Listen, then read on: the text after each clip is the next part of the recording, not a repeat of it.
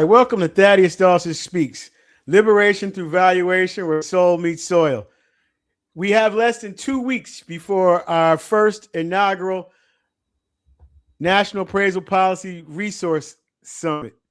So we're opening our National Appraisal Policy Resource Center, and we're having our first ever Appraisal Modernization Summit. So this is critically important, and our whole goal here is to act upon the Access to Mortgage Credit Act Executive Order. Section 6 is appraisal modernization. So what we're doing here at the Appraisal Policy Modernization Summit is building the infrastructure there to implement that particular program. It's really exciting. The executive order came out, Access to Mortgage Credit, on March the 13th, 2026. As you all know, I testified March 26, 2026 at the Federal Reserve EGRIPRA hearing that comes around every 10 years. That was an awesome experience where I got 2.5 minutes to speak about the appraisal process and it being outdated, unnecessary, and unduly burdensome to the public. So the 5 pillars that we talked about for the summit, for that presentation was the Federal Appraisal Enforcement Authority, the codification and reconsideration of value, a national appraisal license, which the executive order calls for, as well as our implementation plan of the 10,000 Appraisers Foundation Land Grant Appraisal Modernization Act. And in that Land Grant Appraisal Modernization Act, we would roll out the appraisal modernization program and teaching to all of the landscape of the land grant institutions, the 1862 institutions, the 1890 historically Black institutions, and the 1994 tribal colleges, giving us national coverage of 106 land grant institutions across the country in order to implement the modernization of this program. So our goal is to modernize the process outside and in. That's what this policy summit is all about. That's what the National Appraisal Policy Resource Center is all about. Because based on FHFA paper 2407, 90% of the appraisal profession is inaccurate. These are not my numbers. The report actually says only 10% of all appraisals utilize market conditions adjustments. That is the most basic function for accuracy in appraisal measurement as a tool. And the report card says that the appraisal industry has failed on an institutional level. So I don't think that the appraisals are bad. What I think is the education is bad. And so we will be modernizing the education, utilizing data science, evidence-based, data-driven analysis. And our number one most immediate goal that I testified to was the codification of reconsideration of value. And why the codification of reconsideration of value? It is the most important tool that we have in consumer protection. Not only does it's the number one tool in consumer protection, it's the number one tool for lenders and risk mitigation. It's also the number one tool to protect the appraisers. It's the trifecta. And it's already a law that exists and has been a law in the book since 2003 with the Veterans Administration, where it was codified. The Veterans Administration has been utilizing reconsideration of value since 1944. Again, since 1944, and they made it a law in 2003 under the Tidewater Act. Our whole goal, our first and number one priority for the National Appraisal Policy Resource Center is the codification of reconsideration of value utilizing the VA's 3-tier model. That model is so effective, and it has layers of protection for the consumer. It has layers of protection for the lender, and it has layers of protection for the appraiser. And so that is the gap stop to mitigate the 90% appraisal failure rate that currently exists. Until we can get that codified and have that protection extended to all Americans. Right now, that law only applies to the 18 million veterans. We wanted to apply for the 220 million Americans as a whole, and that is what is needed until the appraisal process can be modernized and fixed. Technology is moving fast. The appraisal 3.6 form is here. It will be. It's already. It was rolled out in January. It will be the lay of the land coming in November. All appraisals will be utilizing it starting June the 1st. There has been appraisal data collection, the UAPD. That's also all of these efforts have been led by the GSEs and not the Appraisal Foundation. So the GSEs will continue to lead appraisal modernization, and actually the president declared it a law. So it's not like it's coming; it is here, and we are working on the infrastructure to be able to give it the teeth and the depth to be able to advance and improve the accuracy of the appraisal profession through data science, evidence-based, data-driven analysis, not 1933 paired sales analysis. So Rick and I will get into it and discuss it. So I'm excited. We have the leading appraisal thought leaders from around the country, the leading voices in appraising. We have the godfather of data science, Mr. George Dell, to come in and talk about modernizing the process, which he's been working on for the last 25 years. Our keynote speaker on Saturday morning will be Thaddaus Smith of Thaddaus Smith and Company, the largest African-American commercial real estate the largest African-American commercial tenant rep company in the country, to talk about the real estate modernization and how it will impact the commercial industry. We have Dr. Ron Rainey from the University of Arkansas, agricultural economist, head of the Southern Rural Center at the University of Arkansas, Southern Rural Extension Management Center. He will be our keynote speaker at lunch. We have the number one appraisal podcaster in the country, Phil Crawford, coming from the Voice of Appraisal podcast. We have past president or executive director of the Appraisal Institute, Dr. Cindy Chance.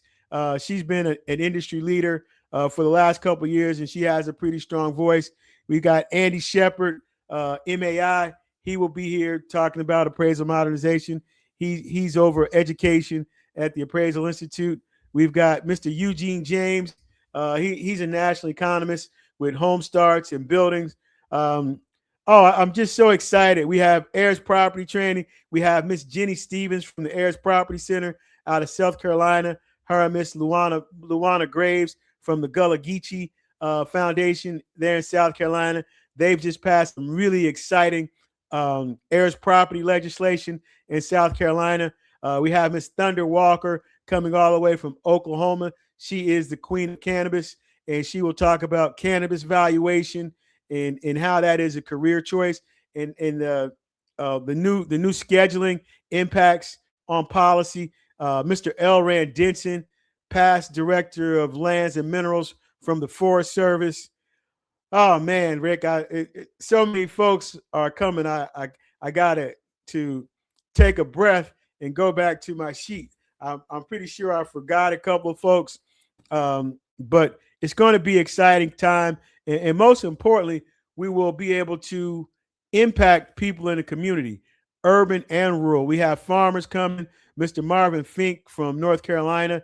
He's a cattle farmer. We're really excited about having him here in his group. So we have farmers from Mississippi. We've got Mr. Willard Tillman from Oklahoma and his group of farmers out there.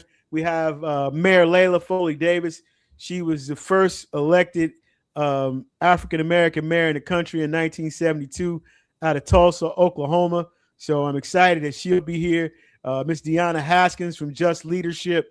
All of these different people coming from around the country to support this appraisal policy summit, because most people don't understand how important and how critical appraisal policy is across the whole country and across each and every governmental agency and their impact on wealth generation from policy. So we will be discussing that and getting into it for 2 days. And what this is a workshop. We want you to leave with tools and to be empowered. Since the evidentiary burden is placed on the consumer, we want to be able to equip the consumer to deal with wealth preservation and reconsideration of value until we're able to get it codified and shift the burden back to the appraisers and to the lenders. Again, that shift the evidentiary burdens to the people best equipped to deal with it. But in order to do that, we have to have the infrastructure, and that's what we're building here.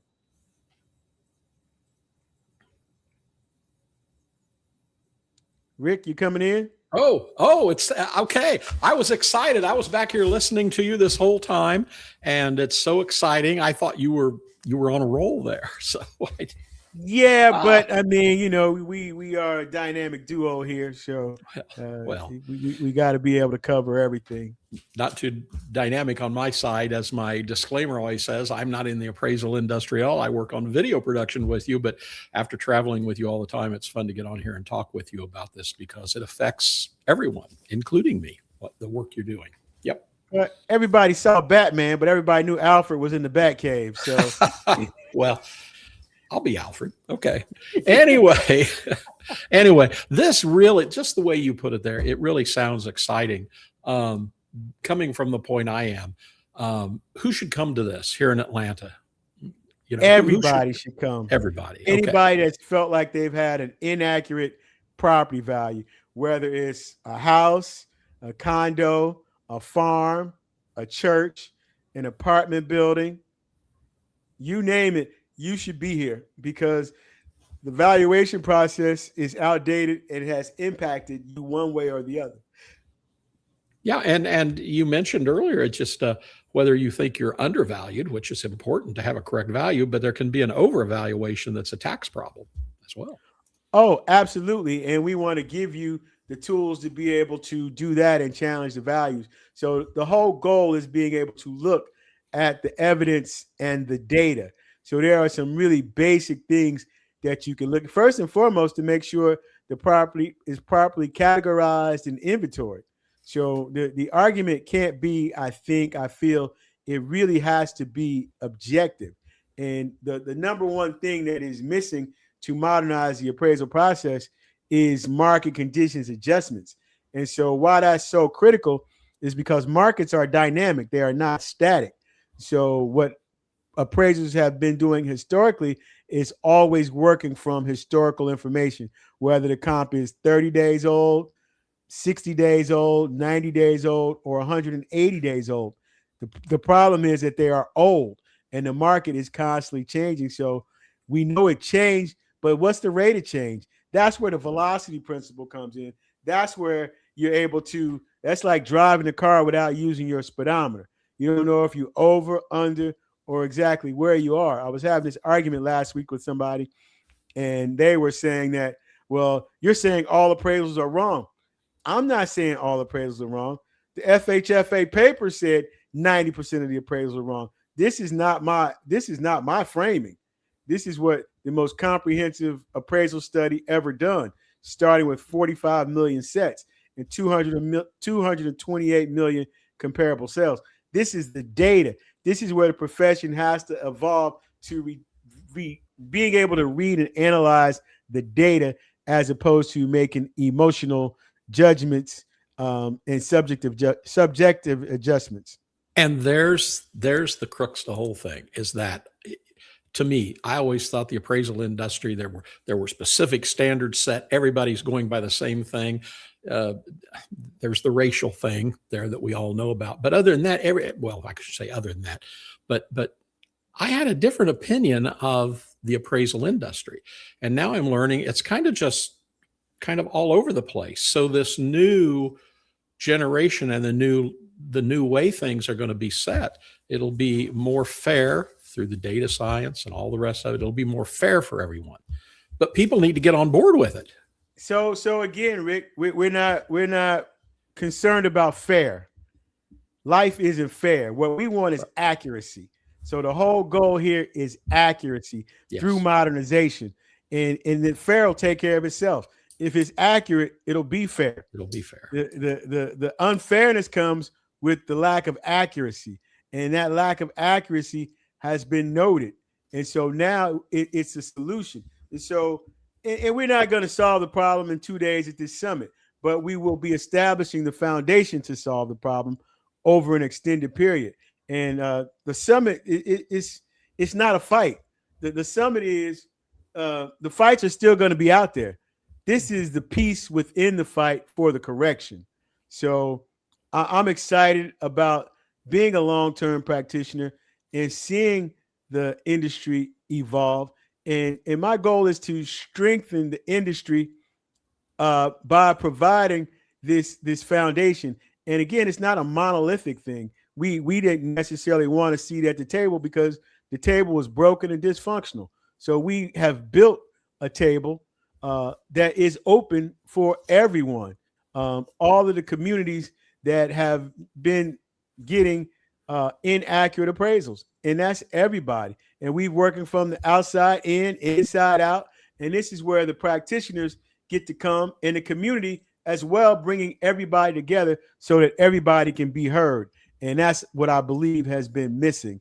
You have one group saying they've been affected disproportionately and they feel some kind of way about that, but they're not able to articulate the argument in an appraisal language. The appraisers are feeling that they are being accused and attacked for discriminatory practices, and they're feeling some kind of way and shutting down and not listening. However, the issue is not they have been doing things wrong. They've been trained. They haven't been trained how to do things right. And so that, again, is not my finding. That's what the report card says. Feelings be damned. Fairness be damned. If you are inaccurate and it impacts people, nobody cares about how you got there. You got a 90% failure rate, and that's just not adequate. Accuracy is fairness. Accurate, absolutely. So we are our drum is modernization, and modernization is here. It's not speculative, and there's nothing to wait for. The executive order calls for a national license. Well, the legacy organization said that national license caused an unintended consequence, which would take power away from the states. That's exactly what's needed. This is the first time ever that the Uniform Standards of Professional Appraisal Practice has the opportunity to actually be uniform. It's also interesting, but way back to the actual days itself, probably every appraiser in the Atlanta area should be there to speak and voice their opinion or whatever. We would love for every appraiser, every person that's felt like their property has not been accurately valued. We want them there. We want everybody that is impacted by the appraisal process. And most people don't even know they're impacted by the appraisal process. If you go to school, if you're on a road, if you go to the hospital, all of that is paid for through property taxes and millage rates, which goes back to homeowners and taking their particular communities. So it's really important what school system you live in. It's all impacted by the appraisal process. Okay, very good, very good. And all of that's going to take place with all of these wonderful speakers that I've had the chance to be around the country with you, the work we do. By the way, you mentioned one of the Nelson brothers that is going to be here. No, I don't think they're having an industry day at with the National Black Growers Council. Actually, I reached out to Willis yesterday because you hit me up that he was on MSNBC yesterday. We were texting, and I was teasing him. I said I also thought I saw him Friday night courtside at the Knicks game, sitting next to Spike Lee, and was at a part of the Packers. They brought him into New York. He texts back, unfortunately not.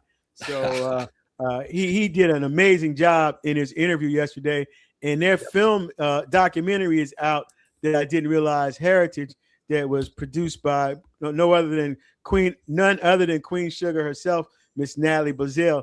So I'm anxious. I think it's at Tribeca now. So we need to get some information, and we missed. I guess we missed the premiere debut. We didn't get invited to the red carpet, but we would have had our we cameras on the red carpet. That's for sure. Yeah. So we it's just so much that is going on. Oh, and I guess you and I have just been talking in passing this past week.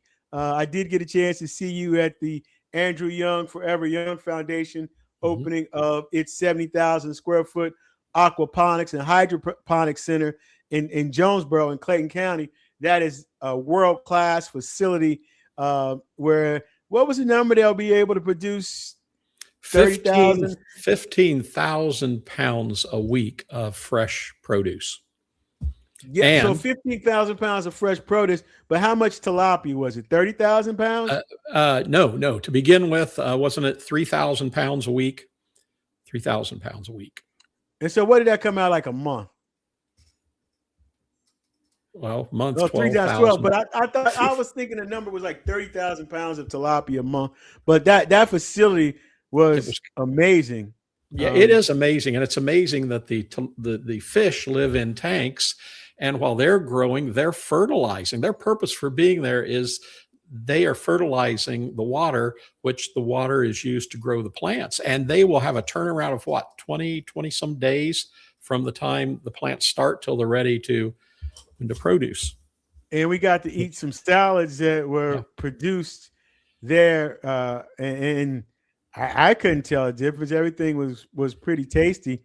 That was an amazing outing for Clayton County and Jonesboro, and Mitchell Davis from Ponco. He was gracious enough to invite us out to see what they were doing, and it was just an amazing display, industry-wide leadership. I know that the president from Delta was there, a lot of dignitaries from Clayton County, a lot of folks from the farming community. So we have some really amazing things going on here in Atlanta, and it's really been great to be a part of them. Tomorrow, let me just add something here real quick, Thaddaus, that people will be able to see. I will post it. I was there to do a video on the aquaponics, and we will also post that video with all those interviews of everybody and showing the place on here on your YouTube and Facebook channels as well about that. So they'll be able to see it right here. Oh, that would be, that is going to be awesome. I'm looking forward to it. But, I had mentioned that while we were talking about that on that Saturday, so much within the appraisal industry is going to be talked about. The public has an interest. They should come. But the day before on Friday, this is the one that really hits home to me, especially this week when I have some friends in Indiana who had a farm situation as heirs. And suddenly there is this issue about how that's all being divided up, or how, multiple heirs, and it's kind of got to be a problem for them. And that's one of the things that you're going to be addressing the day before, that Saturday on Friday. Yeah, on Friday, we're having an heirs property training, which I'm really excited about. It will be, what will it be? It will be from 1 to 4, 12. So we'll have lunch at 12 o'clock, and then we'll have heirs property training from 12 to 3. And we've got some of the leading heirs property practitioners, Miss Jenny Stevens, Dr. Jenny Stevens from the Heirs Property Center out of South Carolina, as well as Lawana Graves from the Gullah Geechee Foundation, and who I absolutely adore, and what she's doing down there with the Gullah Geechee. And what they've done is they just recently passed some legislation, some heirs property legislation that will help everybody. So they will be sharing that with us as well from at the Policy Summit. Okay, let me come back. And we've got a couple of heirs property attorneys as well. Ishmael Mohammed from the India Ali law firm, Miss McClendon from the McClendon law firm, that heirs property attorneys, Darlene Bell Alexander out of Florida. She will be being piped in. So I really expect folks to learn a lot and a lot of takeaways from the conference. Just basically empowering folks to be able to um, do their own reconsideration of value until point we are able to get it codified to make it a law where the burden of protection is not placed on the consumer. Very good, very good. And we might also remind people that if they live outside of Atlanta, they will also be able to join in on Facebook or YouTube for a live stream. Oh, that's right. Now that's out of my wheelhouse. So you go ahead and tell them how they can plug in. Well, that's just it here. Well, if you're watching us right here on YouTube or Facebook, you can come right back to this channel on that Friday and Saturday and watch the things live. If you're here in the Atlanta area, we hope you'll come down, because it's a wonderful place where it's being held, and you'll be able to talk to everybody in person. But if you can't, you can return right here to this exact spot and watch it live. So. And tomorrow, or the show will be airing, I'll be en route to South Dakota to the Yankton Sioux tribe, visiting there, and I'm really excited. That is a part of our Land Grant Appraisal Modernization Act, where we will be implementing it across 1862 land grant institutions, 1890 historically Black colleges, and 1994 tribal colleges. So I'm really excited. This is my first opportunity to go out there. I was at a tribal conference 2 years ago in Las Vegas. So there's a lot of interesting and great things happening in the appraisal industry as we modern and expand our footprint for the implementation of modernization. Very good. And you're always so busy, your schedule, but I will say this about this conference coming up. I've traveled all over the country with you to different conferences, and have met all of the people that you're talking about that will be there in one place or another. I think it's interesting that your invitation to them, all of these people are coming together here. So they're all going to be in the room at the same time. Now, that generally hasn't happened anywhere that I've been. Maybe one or two of them will be there, but they're coming together and going to be here. That's amazing. Yeah, so this is why it was so important to me, because again, I get to see what a lot of folks don't get to see from the community and the professional standpoint. I get to see the people who are actually practicing, but I get to see the people who are actually impacted and how it impacts them, and their lack of understanding. So our number one goal is to bring awareness and exposure. Once we're able to bring awareness and exposure, then we can work on bringing an expansion. But you can't expand on something if you don't know that it exists. So Eventbrite is the number one place where you can go to line up. And let me send you those links for Eventbrite. Well, okay, but yeah, because we will make sure that everybody has that information right here. We'll put it on the bottom of the screen. We'll put in the link right down below this video, whether you're watching on YouTube or Facebook. Right down below this, you will see a link to that Eventbrite link where you can come and see everything that's going on. It's going to be amazing. Like I said, I've seen all of these people in various places we've went, but this is going to be amazing to see them all together at once. And even though I'm not in your industry, it's going to be interesting to hear them all talking together at once, to be in that same room. It's going to be remarkable. And your work, well, I'll say this new direction that appraisals in the country is going to go is going to benefit everyone. And it's going to benefit us all in amazing ways that just has never been before. So this is great stuff. So I just forwarded you an email, and it's got the two Eventbrite links for Friday and Saturday registration. and we're Okay. asking people to register because we will be serving free lunch, and we like to be able to get as accurate a head count as possible. Or you may just be having to share a box of chips or bag of chips with someone. And in that email I just sent you, it's got the updated flyers. So the one that I would probably post is the one for Eventbrite. That one's on there. That's a 5x7 card, Okay. and it's got QR code as well as the links. Okay. Very good. Very good. So if you're out there listening right now, you're seeing all that right on your screen right now. So go for it. Yeah. Make sure to come. Like you say, it is. You are having lunch, so you want to know who all's going to be there. You know, we all, and lunch is being prepared by Chef Tiffany from Lola Pecan Restaurant. She was voted the #1 chef in Atlanta last year, and she just most recently won oxtails competition a couple of weeks ago over at the Gathering Spot. There was a big cook-off event for oxtails, and she won. So she did.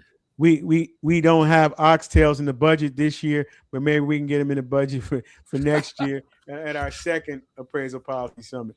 So, but if you drive through Atlanta in the future, part of her winning that contest, she is so remarkable with the food she fixes. You're going to see her face up there on a billboard about her company. Yep. Oh, absolutely. Yes. Yeah. She's also a veteran. And so her spices just recently got a distribution deal with Walmart. So you can find her there. And I don't know how long she'll be staying at the Policy Summit. Hopefully she'll stay. We can give her an acknowledgement. But I'm definitely looking forward to it. We have we got friends coming from all over the country to work with us, to present. It's a lot of folks are telling me I couldn't have picked a worse weekend. There's a Juneteenth festival that weekend, as well as FIFA World Cup, and it's also Father's Day. So there's a lot going on. A lot of people will be in town. Hopefully some folks will stop by to be able to. It will also be our third birthday, Rick. The baby will be 3 years old. Right. We will be an official toddler. We've passed the terrible twos, right? Yeah. Oh man, okay. The terrible twos. You made it through. Yeah, we made the terrible twos, man. It's somebody. It is interesting because they were concerned about me, and they said it seems like I'm always in a fight. And what I had to tell them was, I'm operating in the fight.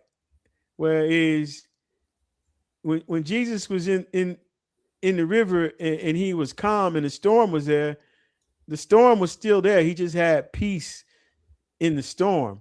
When Shadrach, Meshach, and Abednego were in the fire didn't stop. They just had peace in the fire. When Daniel was in the lion's den, he was there. So I say all that to say I'm operating within the purpose, and the purpose is brought us to where we are now. And I'm thankful and grateful. And I didn't always see it and look at it like that.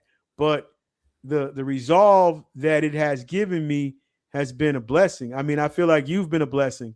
I mean, you've been with me on a lot of this journey, and I'm thankful for you. I mean, of course, we don't always agree, but we agree to disagree, and everybody cools off and goes to their corner, and we settle up in a couple of days, and we right back where we left off. So that's a part of this whole thing. Change is not easy, and everything that's going on in the world right now is changing because of technologies. And it's one of the most remarkable times, really to be alive. But there are struggles with all of that. And change is inevitable. And you're now at an opportunity in this appraisal world to make things so much better by introducing the changes that can benefit people. So it's a struggle, but it's as John Lewis said, it's good. It's a good struggle or good trouble or a good fight. And the fight isn't about me. The fight is for the future. The fight is for the industry. The fight is for those coming behind us. The fight is for those that went before us. So the spirit is there, and as long as the body is willing, I will keep doing my part and just putting one foot in front of the other. And grateful for Becky O'Mara and Barings Bike Shop. One of our board members, Mr. Alex Dominguez, former real estate director at Chick-fil-A, is also on the board of Barings Bike Shop, and they do a phenomenal job of teaching kids in the community. And you and I missed each other at the walkthrough on Thursday as I got caught in traffic, and you got in seeing what you need to see. But while I was there with Simone and got to spend some time with Becky, it was really it was several kids there working and fixing bikes. And their number one mantra is that Barings Bike Shop is a safe place to fail. And I found that very, very profound because you just don't get good. You have to practice. And the same thing with the appraisal industry. The atmosphere that we want to create is a safe place to fail because that's the only way you're going to be able to get better. You don't start off getting better. You start off with the repetitions and the constant improvement. You start off with the education. You start off with continuing education and making the continuing education count. And that's what the profession is missing. In my book, Miseducation of the Appraiser, I forgot, Rick, the book is done. It's at the publisher now. So hopefully we will be able to get the book back in time for the conference. It's going to be close. Maybe we may be able to offer folks a digital copy. But in Miseducation, in the Miseducation of the Appraiser, just like the Miseducation of the Negro by Carter G. Woodson, he talks about two educations. The education that you're given, and then the education that you go get for yourself. And in appraising, you have the base education for qualifications, but the differentiator is the education that you pursue after that. That's where the growth comes. That's where the precision, that's where the accuracy comes. And that's what we want people to be able to do and be able to tap into. That's why we want to be able to create the safe place for you to fail until which time you're able to actually get your certification. So it's a constant iteration, a constant growth, a constant muscle that we have to exercise. And people, everybody wants to look good. Well, you can't look good until you look ugly. So you got to put the sweat in. You got to put that time in first. And, it's an amazing time also because of some of the changes that are coming. This will open the career for young appraisers to come in and something they can not only be proud of. All young people going into jobs want to be proud of what they do. This is what's coming, will give them the opportunity. And they are so into, they've just grown up with the data science and the technologies that are going to come into this industry. So it's a wonderful, wonderful time for and from your mouth to God's ears, that's really special to me. What you said about the kids coming in, and one of my students asked me recently, was I the best appraiser in the country because I was the only one selected out of 70,000 to testify before the Federal Reserve, and I just simply told him, no, I'm not the best. I'm just doing my best until the best gets here. And I believe the best is one of you.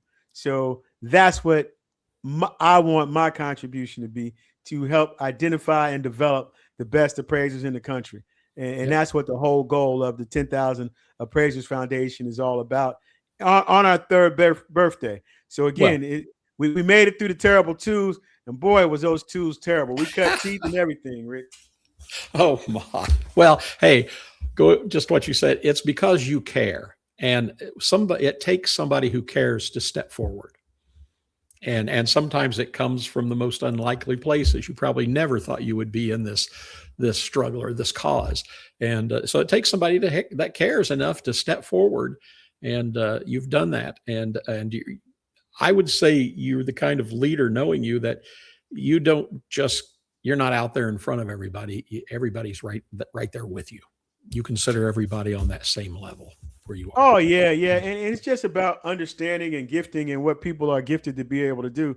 I just try to stay in my lane, and this is my lane. So inside this little space right here, I just keep it in between the lines and try to do my part. So, but again, I love everybody to come out to our first appraisal modernization summit at Barings Bike Shop, 982 Murphy Street. That's June 19th and 20th here in Atlanta. I'm really excited and can't wait for you all to come. And if you come, hopefully I'll be able to give you a signed autograph copy of Miseducation of the Appraiser. It's at the press now. Again, I think I got one more final added after they get it written. We've been going back and forth over this thing. Put a lot of blood, sweat, and tears into this, and I hope you all like it, and I hope it helps. So please like, subscribe, share, and now we've got to do a better job of marketing our radio show and podcast. Now that I think we've gotten it all of the kinks worked out. I was I was almost I've had a lot of highlights these last couple of weeks for finishing the book, but also my article was published in Ann O'Rourke's Appraisal Today journal, the USPAP delusion. That was really special. Ann is an industry leader that I followed my whole career, and she has the largest appraisal newsletter in the country. And she's very well respected. I know I respect her, and so for her to publish one of my articles in a newsletter that I read on a regular was like, wow. I was having another fanboy moment with her as she and I spent a couple hours on the phone a couple of weeks ago, and it was really a pleasure. So again, please like, subscribe, share. If you're in Atlanta, please come to our Appraisal Policy Modernization Summit. If you have friends or family in Atlanta, please tell them about the Appraisal Policy Modernization Summit. We'll be here. It's free and open to the public, and we just want to bring the public together with the appraisal practitioners, urban and rural, and everybody that's impacted by the valuation process. Thank you for listening to Thaddaus Dawson Speaks, and we look forward to seeing you soon. Don't get left behind.